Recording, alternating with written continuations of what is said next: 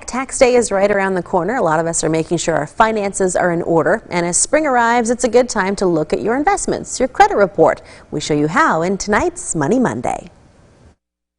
File electronically, choose your direct deposit, please. Make sure all your numbers jibe.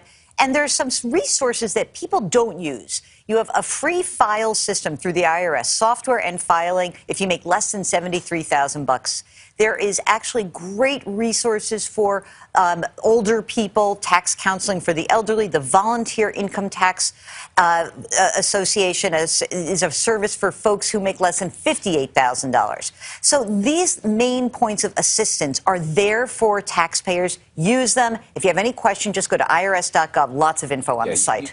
So the IRS, when they have an audit, usually can look back 3 years. 3 years, long time. But if they find a big error, they can tack on extra time. So most experts say keep returns and all supporting documents for 6 years. You want to scour what you are spending right now, which people hate. I am saying that you just look at where you're spending, and usually people can find a little bit of fudge factor there, some money that they can allocate towards debt pay down. Next, you want to actually create a list and say, okay, what is my highest interest debt right now, and go all the way down. Focus on the highest interest debt. I know there are some people who are like, oh, I have a little teeny tiny thing outstanding. Let me just pay that off. Highest interest first, minimum payments on the rest, then shift down the list, down, down, down. You know, over the last decade, credit scores have actually been improving in the United States. It's amazing. So we were below 700 10 years ago. Now we're at 714.